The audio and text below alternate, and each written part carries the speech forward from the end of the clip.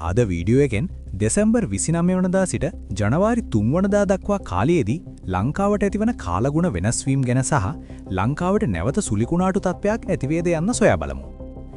zoom.earth website එකෙන් සහ ශ්‍රී ලංකා කාලගුණ විද්‍යා දෙපාර්තමේන්තුවේ දත්තයන්ට අනුව මෙම සතිය පුරා දිවයිනට ඉහළින් වලාකුළු පද්ධති වර්ධනය වීමක් සහ වර්ෂාපතනයේ ක්‍රමානුකූල වර්ධනයක් දක්නට ලැබේ.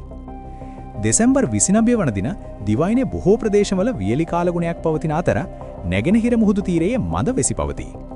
ඊට අමතරව ගාල්ලා, මාතර සහ මුලතිව්හි ඇතැම් ප්‍රදේශවලට සුළු වෙසි තත්ත්වයක් ඇති විය හැකිය. දෙසැම්බර් 30-31 උතුරු සහ නැගෙනහිර පළාත්වලට වර්ෂාව ආරම්භ වන අතර ත්‍රිකුණාමලේ හා මුලතිව් ප්‍රදේශවල මිලිමීටර් 10-20ක් දක්වා වැසි වාර්තා විය හැකිය. ඊට අමතරව පොළොන්නරුව, රත්නපුරේ සහ මාතල දිස්ත්‍රික්කවල ඇතැම් ස්ථානවලට මිලිමීටර් 10ක වැනි සුළු වැසි ඇති විය හැකිය. ජනවාරි 1 වන දෙවනදා වර්ෂාව උපරිම වේ. විශේෂයෙන්ම කුරුණෑගල, මාතල සහ අනුරාධපුර දිස්ත්‍රික්කවල මිලිමීටර් 50ට වැඩි තරමක තද වැසි ඇති විය හැකිය. එමෙන්ම මහනුවර, බදුල්ල, අම්පාර, මඩකලපුව සහ මොනරාගල දිස්ත්‍රික්කවල බොහෝ ස්ථානවලට මිලිමීටර් 20-30 අතර වැසි තත්ත්වයක් ඇති විය හැකිය.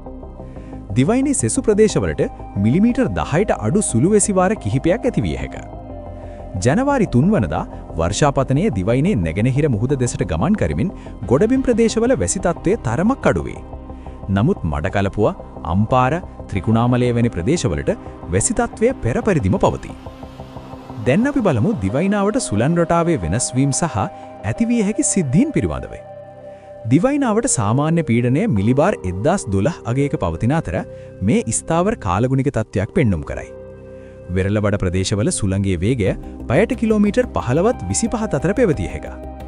ලංකාවට ගිනිකොන දිශාවෙන් මේ පෙරණ පරිදි සුළං තත්ත්වයේ ලංකාව දෙසට පැමිණියද එම තත්ත්වයේ ක්‍රමයෙන් අඩුවීමක් දකින්න පුරුවන්. නමුත් වෙරළබඩ ආශ්‍රිතව තද සුළං සහ වැසි තත්ත්වයේ වැඩි විය හැකිය. මේ වගේ අනාවක යම් යම් බලපෑම් මත සුළු වෙනස්කම් සිදුවිය හැකි බැවින් දිනපතා නිකුත් කරන කාලගුණ නිවේදන වෙත වැඩි අවධානයක් යොමු කරන ලෙස කාරුණිකව ඉල්ලා සිටිනවා. මේ වගේ දැනුවත් කිරීම දැනගන්න අපේ channel එක subscribe කරන්න.